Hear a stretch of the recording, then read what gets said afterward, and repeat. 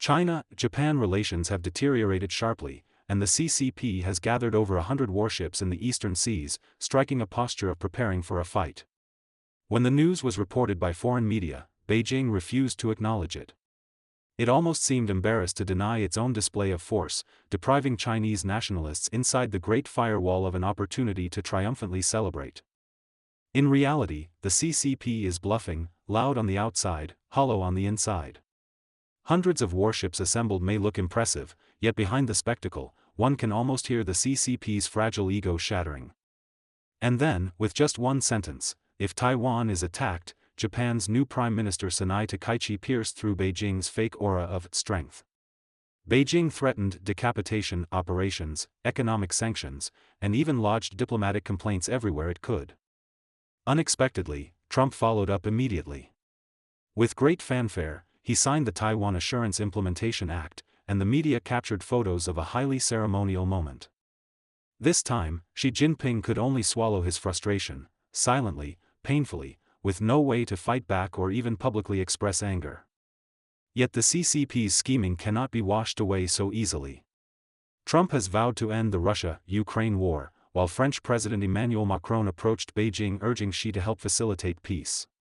Xi's face reportedly darkened, and he bluntly rejected Macron's request. With Xi's tacit support behind him, Putin was still dissatisfied. He moved to restart military and trade cooperation with India, in order to fuel his war machine. Before departing for India, Putin declared loudly, "Take Donbass, full firepower." The CCP does not understand the language of modern civilized dialogue. It continues to flaunt its strength through militarism. Reuters reported on December 4 that the CCP was deploying a large number of naval vessels and Coast Guard ships in the East Asian seas, over 100 vessels at one point, stretching from the southern Yellow Sea, through the East China Sea and South China Sea, to the Pacific Ocean. It was the largest maritime force demonstration to date. Sources said some Chinese ships and aircraft carried out simulated attacks on foreign vessels, and rehearsed denial operations meant to prevent external forces from sending reinforcements during a conflict. Reportedly, the scale surpassed the naval deployment around Taiwan last December, yet Beijing has not publicly announced the operation. On December 3, Taiwan's National Security Bureau Director General Tsai Ming-yen stated that 4 PLA naval formations were operating in the Western Pacific, but did not provide details, adding, "We must prepare for all possible scenarios." One unnamed official said that due to rising China-Japan tensions, Beijing has sent far more ships to the region since mid-November. This far exceeds China's defensive needs and creates risks for all sides. China's Ministry of Defense, Foreign Ministry, and Taiwan Affairs Office gave no response to Reuters. Earlier this week, Taiwanese media cited national security sources saying that if tensions remain unresolved within a week, Beijing may launch the Joint Sword Sea military exercise on December 13. Regarding Beijing's military threats, Taiwan President Lai Ching-te sees things clearly. According to the New York Times, Lai stated on December 3 that the CCP is accelerating its military intimidation campaign against Taiwan. In a pre-recorded interview played at the New York Dealbook Summit, Lai said, "China's military drills around Taiwan are becoming more frequent and more intense. At the same time, its infiltration efforts are becoming more aggressive." U.S. military officials have said that Xi Jinping has ordered the PLA to be capable of seizing Taiwan by 2027. Last week, Lai announced a $40 billion defense budget to deter Chinese invasion. She once tried to pressure Trump over U.S. Taiwan relations, but Trump slapped back with tangible actions. On December 2, Trump formally signed the Taiwan Assurance Implementation Act, loosening restrictions on official exchanges and military cooperation, dismantling several red lines, and strengthening the importance of U.S. Taiwan engagement, making the relationship rock solid. Scholars argue that this is a critical step toward strengthening U.S. Taiwan ties, signaling Washington's determination to counter China and protect Taiwan. The keyword assurance means breaking the taboo on official contacts and dismantling Beijing's One China principle, red lines.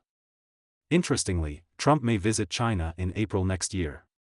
One can imagine Xi fuming with rage but not daring to confront him directly. Takaichi Sanai's single statement shattered Xi's fragile ego. The New York Times wrote on December 3 that the CCP's outward toughness is fragile, one sentence can destroy it. Takaichi stated that if Taiwan is attacked, it would pose an existential threat to Japan and allow the deployment of troops overseas. She simply stated reality: any crisis involving Taiwan threatens Japan's national security. Her statement is the clearest public signal yet that Tokyo may help Taiwan resist Beijing. Beijing reacted as if Takaichi had declared war. Chinese state media launched attacks, revived rhetoric about Japanese militarism, and one Chinese diplomat even threatened to decapitate Takaichi online. China halted imports of some Japanese products, issued travel bans, and stepped up patrols around disputed islands.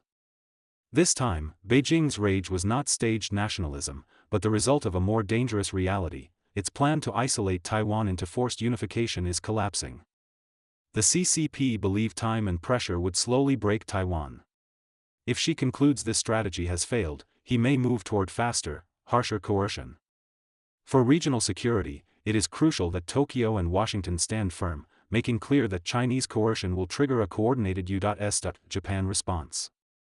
For years, Beijing has used slow diplomatic and economic strangulation, paired with daily military drills and disinformation, hovering just below the threshold that would trigger Allied intervention. The goal is clear: convince Taiwanese people that resistance is futile, and surrender is the only path to avoid catastrophe. Takaichi punctured this logic. Because U.S. bases in Japan are central to resisting China, her message warned Beijing that escalation may trigger Allied retaliation. This prospect deeply unsettles Beijing, which has spent decades trying to prevent Taiwan's security from becoming a shared regional obligation. The timing worsens Beijing's fears. Taiwan's next presidential election will be in early 2028. If the DPP wins again, it will extend its governance that began in 2016. To Beijing, another DPP victory would solidify Taiwan's unique identity and normalize resistance to unification.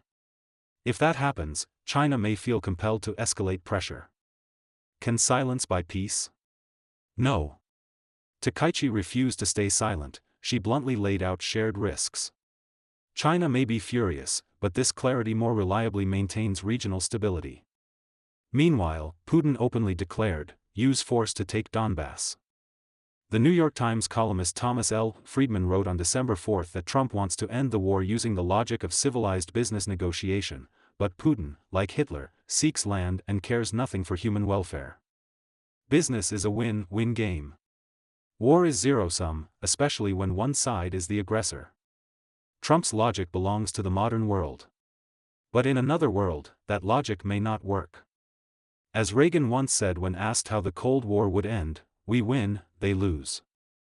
Thus, on December 4, Putin said on state television, either we liberate these territories by force, or Ukraine withdraws. Ukraine refuses to surrender land Russia failed to seize militarily. Zelensky said aggressors should not be rewarded. Russia currently occupies 19.2% of Ukraine's territory, including Crimea and large parts of Donetsk, Luhansk, Kherson, and Zaporizhia. Around 5,000 square kilometers of Donetsk remains under Ukrainian control. In 2022, Russia held referendums in occupied territories, claiming local support for annexation. But Ukraine, the US, and most of the West rejected them as a sham. Internationally, these territories are still recognized as part of Ukraine. On December 4, Putin arrived in India for a two-day visit to deepen defense cooperation, the first since the invasion. Defense Minister Andrei Belousov accompanied him, expected to discuss fighter jets and air defense systems. Before the visit, Putin told India Today, "Our cooperation is very broad, citing shipbuilding, aerospace, nuclear energy, and space exploration." On December 4, Modi hosted Putin for a private dinner. Talks followed on December 5.